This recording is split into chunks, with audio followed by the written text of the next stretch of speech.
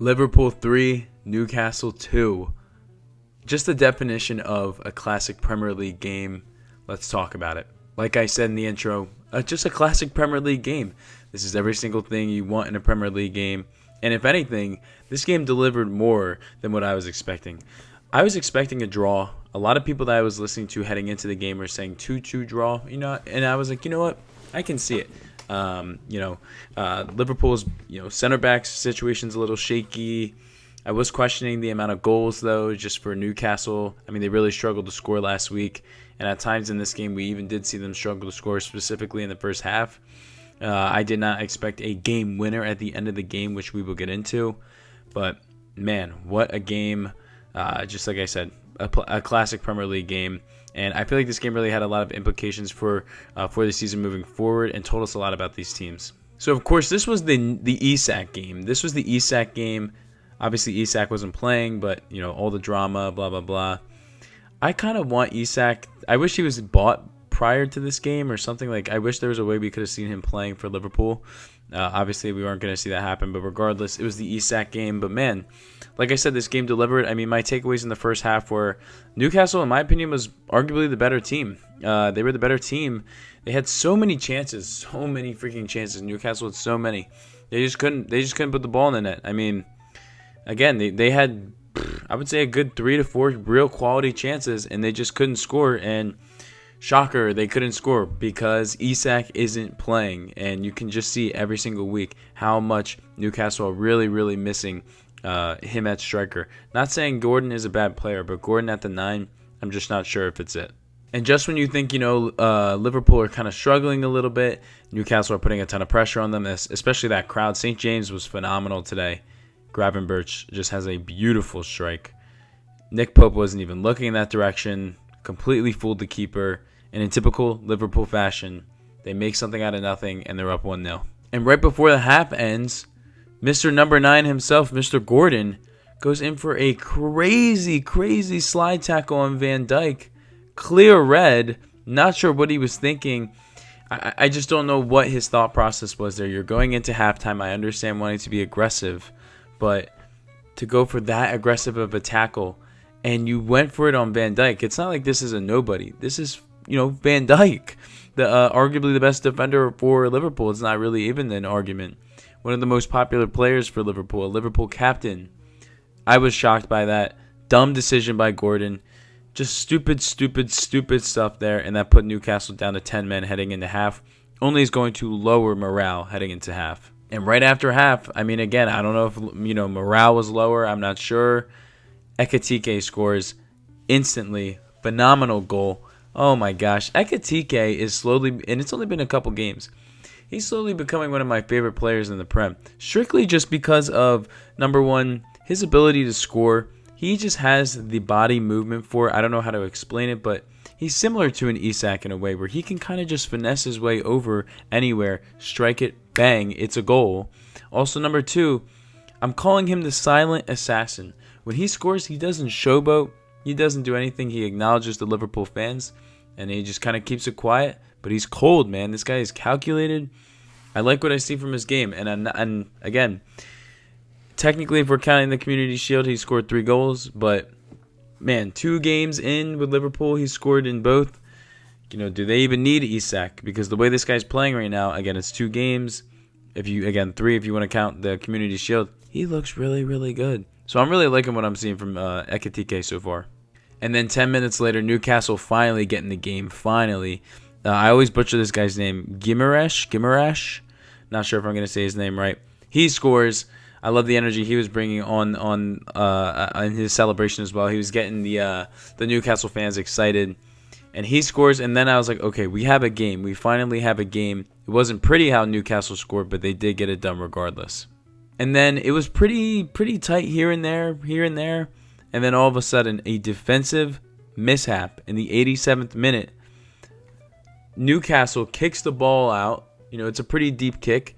Somehow slowly goes off Dan Burns' head and just takes a crazy touch over to, I'm going to butcher this guy's name, Asula, I'm not going to butcher his name. Asula, he scores, and it's 2-2 in the 87th minute. At that point, I'm watching the game, I'm working, I'm like, holy shit, what's going on? What's going on here? But that's also what I predicted at the same time. Kind of what I was expecting heading into the game. Again, the crowd was going to be so crazy. You knew Liverpool were going to want to win this game just because of all the drama with Isak. Or excuse me, Newcastle. We're going to want to win this game just because of all the drama with Isak. I don't know how their dressing room feels about it, but I'm sure they wanted to prove a little bit of a point. And you could really see the energy at that point. It's 2-2 heading into the 87th minute. And Newcastle was really starting to believe. They were starting to get corners after that. The fans were on top of Liverpool. On top of Liverpool. Again, one of the best crowds I've seen in a while for the Prem. But then things changed. With about 10 minutes into the 90th minute, things changed. Originally, I thought the ball was actually going to go to the guy in the midfield. I'm blanking on his name right now. Long hair. Soboslai. Don't know why I was forgetting his name. I thought the ball was going to go to him, but he doesn't take it. And then it sits right there on a plate for number 16, or excuse me, not number 16, 16-year-old Rio. Rio with a beautiful strike as well. A beautiful strike. Fantastic strike. Hits it right in front of the Liverpool away end. He gives them a little, and then he goes to celebrate in front of the Newcastle fans. I absolutely love that. Man, what a game. I did not expect that. But it was a beautiful strike. And again, it's a 16-year-old. How many times now have we seen young guys cook this week? We saw Chelsea's 18-year-old winger cook West Ham. We saw Max Dowman get some minutes on Saturday. Now we're seeing Rio score a game winner against Newcastle in St. James Park at 16 years old. What a week for all the young guys, but still. Look, I don't know a ton about this Rio kid. I'm not even going to pretend like I do. But to have the balls to hit that shot, and it was a good shot too, to hit that shot in that moment, yeah, man. I mean, you deserve all the credit. You deserve all the credit. Again, just a huge moment for him. And again, when we look at the long-term ramifications of this game, Newcastle don't even get a point. They only have 1 point right now. And now Liverpool, barely, but they do. They have 6 points. They are now tied at the top of the league with Arsenal and Tottenham. And I feel like that only sets up things for even bigger dramatics for next Sunday at Anfield against Arsenal. I gotta say though, heading out of this game, I'm a little bit concerned with Liverpool. And it's not that I'm saying they're bad. They're not bad at all. They're a good team. Their attack is actually fantastic. Such a dangerous attack. They have so many ways that they can score. I'm loving Ekitike as an addition. But I'm a little just concerned really with their defense because they just keep giving up goals. It's now 2 goals back-to-back games. And that's against a team that didn't even have a real striker this time. Also was down to another man. But really for me, we didn't see this as much in the Bournemouth game. But I saw this a lot more today. I just feel like at times Liverpool went a very long time without controlling the game. They were not controlling the tempo, the pace. I feel like at times they were letting, again, Newcastle had numerous chances. They just couldn't put it in the net. So I think moving forward, especially this Sunday against Arsenal, a team that likes to possess the ball, a team that is very well equipped, that has the talent that Liverpool does, though I would still say Liverpool are a better team on paper, especially with Saka being down. How do Liverpool do this weekend? Do they control the ball a little bit more? I mean, again, it's going to be hard to score against Arsenal this weekend just because of how good Arsenal's defense is. So if you're Liverpool, you got to think, okay, look, we're going to have to score, obviously, but we're going against such a good defense. Do we almost maybe want to focus more on our defense and try to maybe play a little bit more on the counterattack against Arsenal? Just because I'm afraid if I'm Liverpool, I'm like, man, we might give up a couple goals to Arsenal just the way that they've been defending. So maybe that's just me. Maybe it's the way I was looking at it. But, man, that first half was just ugly for Liverpool, in my opinion. Again, they get a crazy goal. But for me, personally, I just thought that was a little bit of a weak link there. I think they need to, correct that a little bit. We'll see what happens. But, man, just what a game. That's all I have for this one. Just a brief analysis.